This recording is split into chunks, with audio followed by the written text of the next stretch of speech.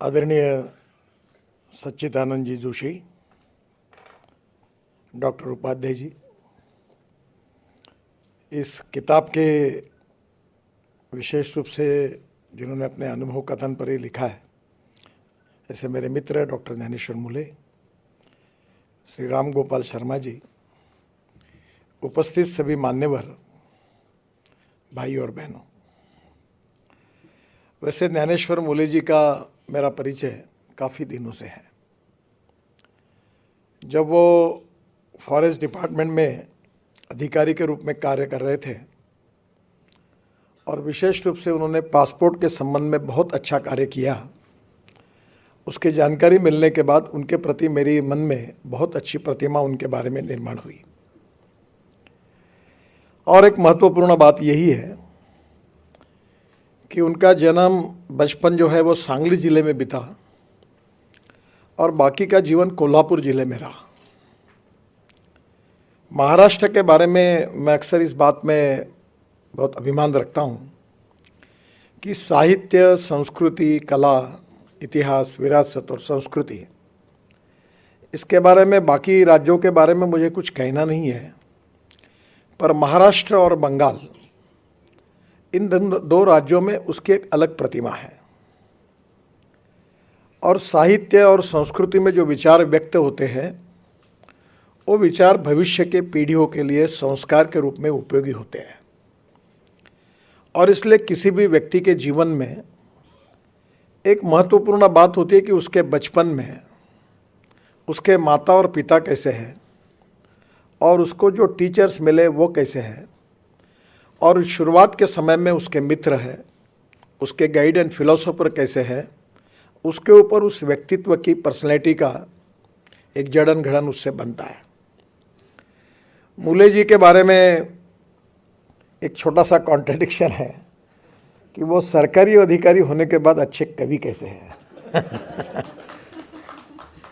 क्योंकि वो एक प्रशासनिक यशस्वी अधिकारी है और साहित्यिक और कविता दोनों के प्रति रुचि रखते हैं।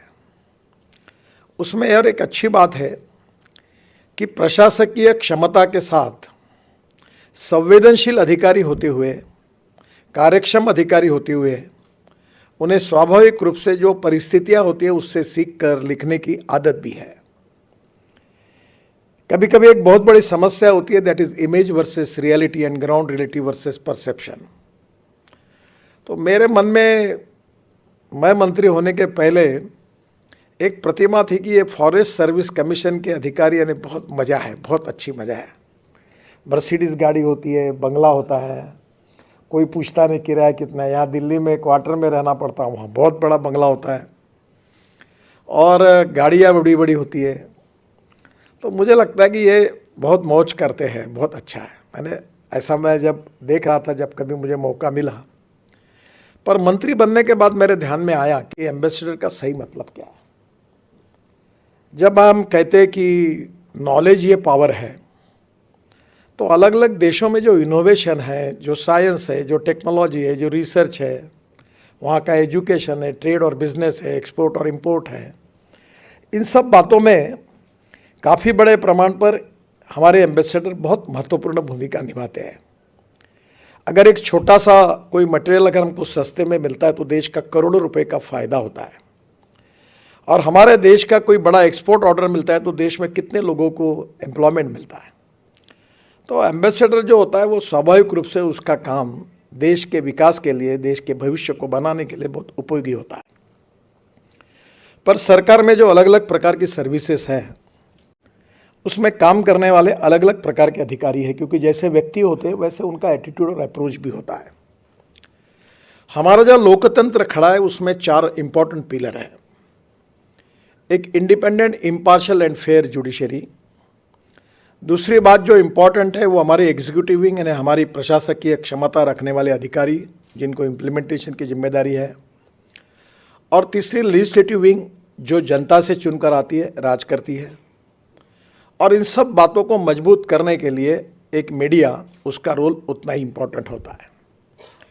और चारों विंग में चारों पिलर अच्छा काम करते हैं तो लोकतंत्र में गुणात्मक परिवर्तन होता है, प्रगल्भ भी बनता है, संवेदनशील भी बनता है और स्वाभाविक रूप से उसके कारण वर्ल्ड में हमारी प्रतिष्ठा भी बढ़ती है। मुड़े जी के बारे में एक बात अच्छी है कि अच्छे प्रशासनिक अधिकारी होने के बाद भी साहित्य और कविता की एक उनको दृष्टि होने के बाद में भी एक संवेदनशील अधिकारी और कार्य विमुख और कार्य तत्पर अधिकारी, ये सब बातें इसमें इकट्ठा हुई है। मैं अक्सर एक बात कहता हूं कि there is a difference between letter and spirit. कुछ लकीर के फकीर होते हैं, जो लिखा हुआ रहता है वो इंटरप्रेट करते हुए ऐसा ऐसा होगा, but there is a difference between letter and spirit. Actually Keshavananda case में सुप्रीम कोर्ट ने भी भारतीय संविधान के बारे में एक बहुत अच्छा निर्णय दिया है और उन्होंने कहा है कि there is a difference between letter and spirit. Spirit of the constitution is very important और इसलिए स्वाभाविक रूप से प्रशासकीय कार्य क्षमता रखने के बाद नियमों के आधार पर स्पिरिट को समझना और समझते हुए लोकाभिमुख कार्यों के लिए निर्णय करना, ये बहुत महत्वपूर्ण है। गांधी जी अक्सर ये कहते थे कि कानून का पालन तो होना ही चाहिए। मैंने आज तक जीवन में किसी अधिकारियों को कानून तोड़ने के लिए कहीं नहीं कहा। मैं कहता हूं break the law up to the last limit of breaking point, और ये समझो कि इसमें स्पिरिट क्या है। और दूसरी बात गांधी जी ने कही है कि जब आपको ऐसा लगेगा कि आपका कोई भी निर्णय करने के लिए ये निर्णय गरीब व्यक्ति के हित में, जो शोषित है, पीड़ित है, दलित है, सामाजिक आर्थिक शैक्षणिक रूप से पिछड़ा हुआ है और उस व्यक्ति से इससे न्याय मिलने वाला है, तो इस न्याय को, इस कानून को अगर आपको तोड़ना पड़ेगा तो आप जरूर तोड़िए, क्योंकि उसमें उसका हित है। पर जब कानून तोड़ते हुए किसी व्यक्तिगत स्वार्थ के लिए, किसी और उद्देश्य से जब तोड़ोगे तो वो गलत होगा।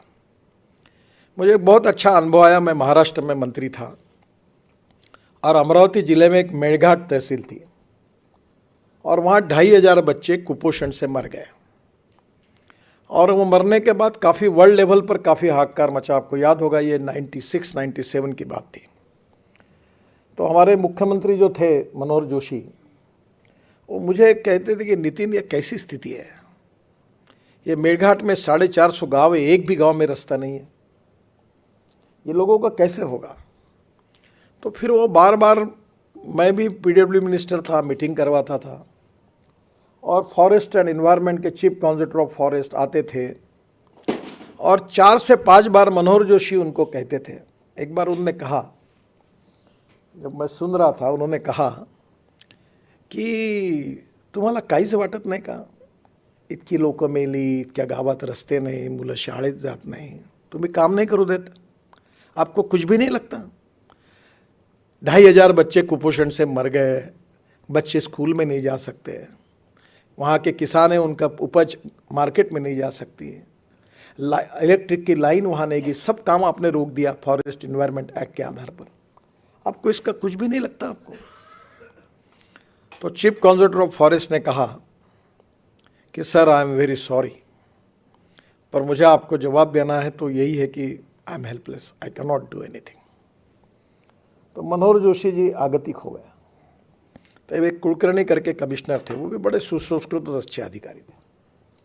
तो फिर मेरे से रहा नहीं गया, तो मैंने कहा सर, ये तुम्हारे बस का काम नहीं है, ये ऐसे काम में मैं बहुत माहिर हूँ, तो एक काम करो, ये मेरे ऊपर छोड़ दो, मुझे कोई चिंता नहीं क्या परिणाम होते हैं और मैं ये काम करूँगा, आपको संभव हुआ तो मेरे पीछे खड़े रहो, नहीं रहा तो फर्क नहीं पड़ता, मेरा गया तो गया पद, चिंता नहीं।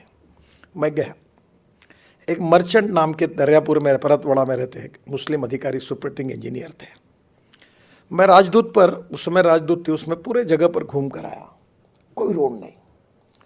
तो मैंने कहा तुम एक फाइल तैयार करो और फाइल तैयार करने के बाद मंत्रालय में भेजो। वो ऐसे थे, बहुत अच्छे अधिकारी, अभी भी है वो फाइल मुंबई में आई और फिर आकर वो फॉरेस्ट के ओपिनियन, इसके ओपिनियन होने के बाद आई, वो मेरे पास आई और मैंने उसमें लिखा कि मानव अधिकार की दृष्टि से इन लोगों को गांव में जाने के लिए रोड नहीं है, ये दुर्भाग्यपूर्ण है। ये उनका सामाजिक, आर्थिक और शैक्षणिक शोषण है और इसके लिए परमिशन नहीं देना गलत बात है। और इसलिए मैं मंत्री होने के नाते ये निर्णय देता हूँ कि एक्ट कुछ भी कहे, मैं ऐसे आदेश देता हूँ कि यह 450 गाँव में रोड बनने चाहिए और इसके बाद एक्ट के आधार पर कोई अगर इसकी रिस्पॉन्सिबिलिटी फिक्सअप होगी तो मैं जब तक मंत्री हूँ तब तक और उसके बाद में भी ये व्यक्तिगत मेरी जिम्मेदारी होगी और उसके लिए मैं जिम्मेदार रहूँगा। ये लिखकर मैंने तांबे करके, हमारे सेक्रेटरी थे, उन्होंने देखकर उन्होंने कहा कि तुम साहब आपने ऐसे कैसे लिखा है। मैंने बोला कोई फ़र्क नहीं पड़ता, मैं राजनीतिक पेशावर नहीं हूँ, जो होगा सो देखा जाएगा। और मैं गया, क्या कहा वो मैं अब नहीं बताऊंगा फॉरेस्ट वालों के लिए क्योंकि वो ठीक नहीं होगा, पर मैंने 450 गांव में रोड बना दिया। और डॉक्टर अलेक्जेंडर हमारे गवर्नर थे, बहुत अच्छे संवेदनशील व्यक्ति थे। मैं उनको हेलीकॉप्टर से लेके गया उद्घाटन के लिए और वो पहले 5 गांव में जाने वाले थे, फिर वो 20 गांव में गए। 2 दिन वो चिखलदरा रुके थे और वो इतने खुश हुए। और फिर हाईकोर्ट में एक PIL भी हुई, तो कोर्ट ने कहा ये वायलेशन है। तो फिर डिपार्टमेंट, आपको सरकारी अधिकारी बोल रहे थे एफिडेविट करना है, मेरा नाम लिखो, जो सज़ा करनी है कोर्ट को मुझे करने दो क्योंकि इट्स माई डिसीजन। गई तो वो डर गए, बोले ऐसा कैसे लिखना चाहिए। मैंने बोला कोई फ़र्क नहीं पड़ता, politics is the instrument of socio economic reform. अगर मैं मंत्री होने के साथ अगर गरीब व्यक्ति को न्याय नहीं दे सकता तो कोई बात नहीं, जो होगा सो देखा जाएगा। वो आज रास्ते पूरे हुए, वहाँ स्वाधीनता मिली, वहाँ बिजली, ऐसी तो हालत थी कि एक केवल बिजली का आंकड़ा ऊपर करना था, वही इन्वायरमेंट टैक्स ने उसको स्टॉप किया था। मैंने बोला कहा बताओ मेरे हाथ से कार्यक्रम करो, मैं कहा लगाना है मैं करा देता हूँ। ये जो संवेदनशीलता थी, ये जो लोकाभिमुख थी, कि जिसको हम लोग अक्सर कहते कि मनसा सततम स्मरणीयम वचसा सततम वदनीयम लोकहितम मम करणीयम। आइदर इट इज पॉलिटिक्स और सोशल वर्क और is even administration, it is the instrument of socio economic transformation. और हम अगर रब का फेयर करने के लिए बैठे हैं तो किसी के जाने में फ़ायदा नहीं और किसी के आने में फ़ायदा नहीं। We need to do something for the people, और यही संविधान का स्पिरिट है। तो मुझे इस बात की खुशी है कि अपने पूरे जीवन में ये पासपोर्ट वाली आइडिया मुझे एक बार सुषमा जी ने आपके अनुपस्थिति में मुझे बताई थी। मैं बोल रहा था वो नागपुर में कार्यालय खोलो, इधर खोलो। अरे नागपुर क्या, बोले वर्धा में खोल देंगे, चंद्रपुर में। मैं बोला ये ऐसा कैसे होगा, अब तो नागपुर में खोलते खोलते मैं बोल रहा हूँ कि होगा कि नहीं। उन्होंने बोले ये ऐसी ही हमने पॉलिसी बनाई, तुम्हारा महाराष्ट्र के तो अधिकारी ये बोले। तो उन्होंने बहुत तारीफ की और मुझे बताया कि ये हुआ। और आप छोटे छोटे गाँव में गया तो कानून इम्प्लीमेंट करते समय सामान्य व्यक्ति के हितों का विचार करते हुए, उसको ब्रेक न करते हुए निर्णय करना, ये जो सुसंस्कृत लोकाभिमुख संवेदनशीलता थी, उसका परिचय आपने इस किताब में भी दिया है। अब मैं ज़्यादा कमेंट थे, आजकल मीडिया को आदत है मैं कुछ भी बोलूँ तो उल्टा लिखते हैं। तो मैं ब्यूरोक्रेसी में कोई भी कमेंट्स करूँ तो कहीं ना कहीं कहाँ का जोड़ देते हैं और दिन भर चलाते हैं। Every should loyal to his profession. मैंने जो कहा उसके ऊपर मैं कायम रहूँगा। पर ब्यूरोक्रेसी के बारे में कभी कभी time is the biggest capital. और मैं अक्सर एक बात कहता हूँ, जो मुनि जी की क्षमा मांगकर और जितने प्रतिनिधि क्षमा मांग के बताता हूँ, कि जिन लोगों को 1 तारीख को तनख्वाह मिलता है वो जीवन भर टाइम नाम के विषय का महत्व कभी नहीं समझते। मैं बिजनेस मैनेजमेंट में फाइनेंस हूँ, पढ़ा हूँ और बहुत कर्जा ले चुकर धंधा पानी कर चुका हूँ। तुमने एक एक फाइल पर 15-15 दिन लेट करने से कितना चूना लग जाता है, इसका व्यक्तिगत जीवन में भी अनुभव लेता हूँ और बाकी कॉन्ट्रैक्टर को बर्बाद होते हुए मैंने देखा है। Only the problem is not taking decision is the best decision. आपको जो लगता है वो लो ना, रिजेक्ट करना रिजेक्ट करो, पास करना पास करो। अभी प्रधानमंत्री जी ने आदेश दिया कि कोई भी फाइल 4 लेयर के ऊपर नहीं जाएगी। मैंने नोट बनाकर सेक्रेटरी को दिया, 4 लेयर पर दो, कितने लेयर हैं, जो करना है वो निर्णय करो। Problem time is the big problem, और टाइम के कारण फिर लोगों को तकलीफ होती है। आपके डिसीजन क्या होता है इससे नहीं होती। और इसलिए इसका जब महत्व होता है जब अधिकारी संवेदनशील हो, दूसरों के व्यक्ति के भी पास जाकर उसके सुख दुख को समझने की कोशिश करनी चाहिए। मैं जब मंत्री बना तो करीब 406 प्रोजेक्ट 3,85,000 करोड़ के स्टॉल प्रोजेक्ट हैं, बंद पड़े थे। और बैंकों में 3 लाख करोड़ का एनपीए हुआ था। मैं हमारे यहाँ फर्स्ट फ्लोर पर ट्रांसपोर्ट वन में रोज रात को 12-12 बजे तक बैठता था। अधिकारी, कॉन्ट्रैक्टर, कंसल्टेंट, बैंकर्स, और कुछ ना कुछ मुझे अक्सर लगता था कि positive attitude, fast track decision making process, transparency, corruption free system और डिसीजन मेकिंग प्रोसेस होनी चाहिए। We have to find out the way out, solution निकालना चाहिए विदाउट ब्रेकिंग द लॉ। तो मैं बहुत बार बैठता था, मतलब बैंक को बोलता तुम्हारा इसमें फ़ायदा है, तुम्हारा इसमें फ़ायदा है, ये ऐसे रोक के क्यों कर, लोगों को भी तकलीफ हो रही है, एक्सीडेंट हो रहे हैं, लोग मुझे गालियाँ देते हैं। एक बार मैंने एक अधिकारी को कहा कि तुम्हारा नाम क्यों नहीं लिखते रोड पर, गड्ढे भाई इतने तो। मैंने नियम बनाया कि रोड पर सब डेप्यूटी इंजीनियर सबके नाम लिखो कि ये रोड में गड्ढे है, तो मैं मेरा ही पुतला क्यों फूके, लोग आपका भी फूके। अगर मैं आप लोग जब मेरे लिए करेंगे तो फिर आपकी भी जिम्मेदारी है ना। मैं मजाक में उनको कहा कि आपका भी कल लोग आपको भी पूछेंगे, नहीं तो तुरंत कुछ हुआ तो लोग बोलते कि क्यों ऐसा क्यों हुआ। तो शरद जोशी करके हास्य व्यंग्य के कवि थे, मेरे बहुत फेवरेट कवि थे, और आज भी मुझे कभी समय मिलता है तो मैं उनकी कविताएं सुनता हूँ। भोपाल के थे। और आपकी जो कविता है वो शरद जोशी जी की कविता को याद करने वाली बात है। बहुत अच्छा व्यंग्य करते थे। उनकी एक पोस्ट ऑफिस करके कविता है, एक उनकी कांग्रेस करके कविता है। पोस्ट ऑफिस कविता बहुत अच्छी थी। वो बोलते अगर अंग्रेज पोस्ट ऑफिस नहीं खोलते, अगर हम खोलते तो क्या होता। तो वो बोलते पहले एक व्यक्ति पोस्ट ऑफिस आता, आने के बाद काउंटर पे जाता, बोलता मुझे चिट्ठी लिखना है। तो उससे सवाल पूछा था क्यों लिखना है, आवश्यक है क्या, क्या कारण है, बहुत इमरजेंसी है क्या। फिर बड़े मुश्किल से वो परमिशन देकर एक चालान देता हाथ में, मैं चालान भरता। चालान भरने के बाद मैं ट्रेजरर के पास, कैशियर के पास जाता, उसको चालान जमा करता। चालान जमा करने का बाद क्या है, क्यों चिट्ठी लिख रहे हो, अरे भाई चालान दिया। चालान देने के बाद वो मुझे पोस्ट कार्ड देता, मैं घर आता, चिट्ठी लिखता। और जब मैं पोस्ट ऑफिस के सामने लाल डिब्बे के सामने जाता तो एक सिक्योरिटी गार्ड खड़ा रहता, ए क्या कर रहा है, नहीं चिट्ठी डाल रहा हूँ, चल चाय पानी के पैसे ला। तो बोले मैं चिट्ठी डालता। डालने के बाद, चिट्ठी के बाद उसका जवाब आता, चिट्ठी वर्णन तो बहुत बड़ा है, और चिट्ठी आता, जवाब आता है, तो मुझे पता चलता है कि पोस्ट ऑफिस में जवाब आया है। तो मैं जाता, तो वो बोलता अच्छा जवाब आया है, पर तुम शरद जोशी हो, इसका मतलब क्या है, तुम ही हो क्या और कोई हो, जाओ पहले एफिडेविट करके लाओ कि मैं शरद जोशी हूँ और कोई नहीं हूँ, तब चिट्ठी तुमको मिलेगी। फिर वो एफिडेविट करता, एफिडेविट करके देता। और ऐसा करके उन्होंने आखिरी में वर्णन किया है कि वो चिट्ठी का जवाब लेकर मैं घर आता तो लोग बोलते क्या कहा जोशी जी की पहुंच है, चिट्ठी भी लिखी, जवाब भी आया, अरे इनका तो बहुत बड़ा लग है।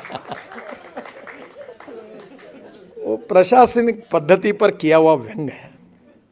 सभी ऐसा है, ऐसा भी नहीं है, पर वो जैसे मेटल जो होती है गुड कंडक्टर ऑफ इलेक्ट्रिसिटी, वैसे प्रशासन भी लोकाभिमुखता और संवेदनशीलता का गुड कंडक्टर होना चाहिए। और वो मोड़े जी कहे, इसलिए उनके पूरे किताब में एक लोकाभिमुख संवेदनशील अधिकारी का भावना एक प्रकार से व्यक्त हुई, इसीलिए किताब महत्वपूर्ण है। और उनका जो अनुभव है वो इसलिए महत्वपूर्ण है कि अनुभव से बहुत सीखने के लिए मिलता है। सीखने का पेटेंट किसी के पास नहीं है। मैं अक्सर लोगों को कहता हूँ कि मैं भी बहुत सामान्य व्यक्ति हूँ, और आज भी मैं फुटपाथ पर खाने वाला, थर्ड क्लास में पिक्चर देखने वाला और नाटक पीछे से देखने वाले लोगों में से बड़ा हुआ हूँ। तो मुझे वो जीवन बड़ा अच्छा लगता है। जेड प्लस सिक्योरिटी गार्ड अड़चने आती है तो मैं सबको रात को छोड़ने के बाद फिर निकल जाता हूँ फुटपाथ पर, क्योंकि वो मैं वहाँ अक्सर मुझे मेरी औकात की याद दिलाती है। मेरी जो कविता थी वो बड़े अच्छी लगती है। तो एक इम्पॉर्टेंट बात यही है कि आपके जीवन में इन सब अनुभव के साथ आपका जो अनुभव आया, विदेशों में आया है, रशिया का अनुभव आपने आया, आप और इसमें लिखिए। मैं इस विषय पर बहुत कुछ, थोड़ा बहुत, मैं इतना तो विद्वान नहीं हूँ, पर मुझे उतना टाइम ही नहीं मिलता। पर साम्यवाद, समाजवाद और पूंजीवाद, ये तीनों बातों में हमारे देश में बहुत बड़े बड़े लोगों ने काम किया है। एक समय समाजवादी और कम्युनिस्ट रहना यानी गौरव का विषय रहता था। मैं चाइना में गया था, बीजेपी के प्रेसिडेंट के रूप में मुझे कम्युनिस्ट पार्टी ऑफ चाइना ने इनवाइट किया था। तो जब पूरा देखा मैं उनके पास, तो मैंने बोला ये सब liberal economy, non residential Chinese जो थे मंगोलियन वंश के, उन्होंने पूरी इन्वेस्टमेंट लाई, शंघाई बना, सब लिबरल इकोनॉमी थी। तो मैंने पूछा तुम्हारे यहाँ लाल बावटा छोड़ के तो कुछ कम्युनिस्ट कुछ लगता है नहीं कुछ। तो उन्होंने कहा हमें देश की प्रगति करनी है। तो समाजवाद, साम्यवाद और पूंजीवाद, हमारे देश में समाजवादी पार्टी भी थी, कम्युनिस्ट पार्टी भी थी और स्वतंत्र पार्टी भी थी। और अमेरिकन लिबरल इकोनॉमी जो थी वो भी आज दुनिया के सामने आई है। फिर भी दुनिया के इकोनॉमिक्स और फिलोसोफर ये कह रहे कि स्टिल हमें जवाब नहीं मिल रहा है कि व्हाट इज एग्जैक्टली कि जिससे हम कर सकते हैं। तो जो सबसे आखिरी व्यक्ति है उसकी प्रगति और विकास कर कर अगर इकोनॉमिक ग्रोथ करनी है तो निश्चित रूप से कौन सा इकोनॉमिक मॉडल होगा, ये विश्व के सामने भी बहुत बड़ा प्रश्न है। और आप जैसे लोगों को ये अनुभव मिला है कि रशिया में भी रहना है, तो मैं ये कहता हूँ कि एम्प्लॉयमेंट जनरेशन, जब तक कैपिटल इन्वेस्टमेंट नहीं आएगी तब तक एम्प्लॉयमेंट पोटेंशियल नहीं निर्माण होगा।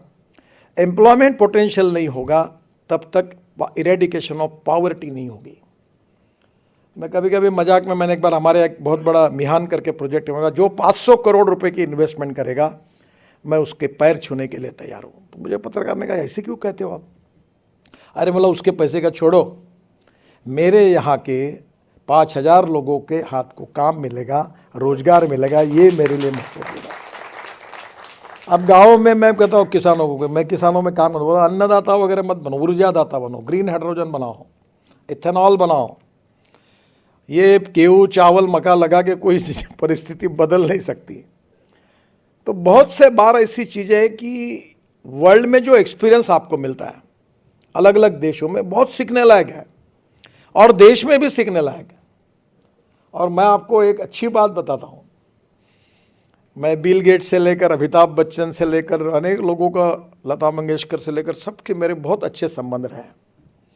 तो एक बार मेरे पत्नी से बात करते हुए मैंने कहा उनको, बहुत अनुभवी वाक्य, किसी के अपमानित करने का नहीं है, मैंने कहा जिन लोगों को मैं दूर से बड़ा समझ रहा था उनके नज़दीक जाने के बाद मुझे पता चला कि मैं उनको जितना बड़ा समझता था उतने ये बड़े नहीं हैं, बहुत छोटे हैं। और जिनको मैं बहुत छोटा समझ रहा था बिल्कुल ही, उनके नज़दीक जाने के बाद मुझे पता चला कि वो बहुत छोटे नहीं, वो बहुत बड़े हैं।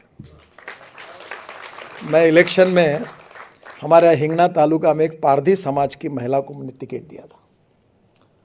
तो मेरा आग्रह था कि उसको टिकट देना। सब पार्टी के लोग मुझे आकर कहे कि आपने दिया है तो हमें कुछ कहना नहीं है, पर यहाँ तो ट्राइबल कम्युनिटी में ये कम्युनिटी बहुत कम है, ये चुनाव नहीं जीता जाएगा।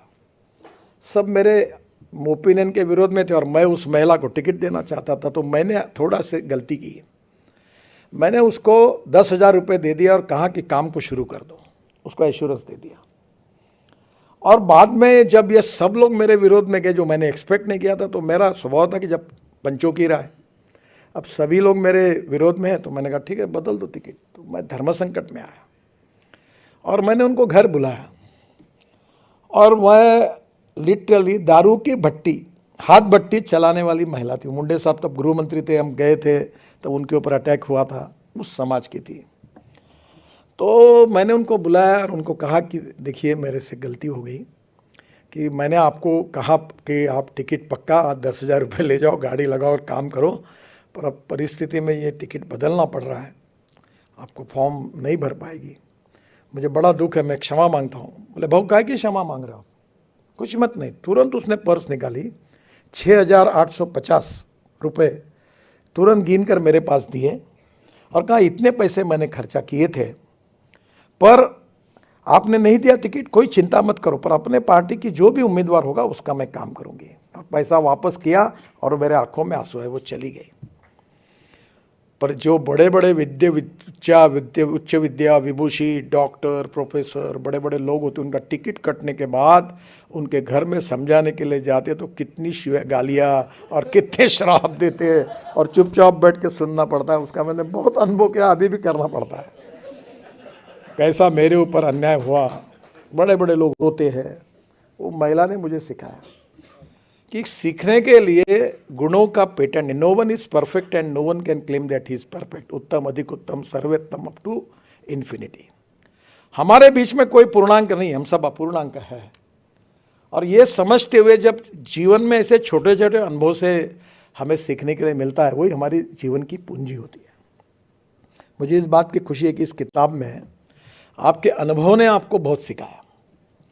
आपके बचपन की माता पिता के और शिक्षकों के संस्कारों ने आपके साहित्य कविताओं के बारे में रुचि निर्माण करके आपकी इस गुणवत्ता को बढ़ाया। और प्रशासकीय अनुभव में संवेदनशीलता के कारण नेशनल और इंटरनेशनल लेवल पर आपके अनुभव ने इस लेखन को और परिपक्व बनाया।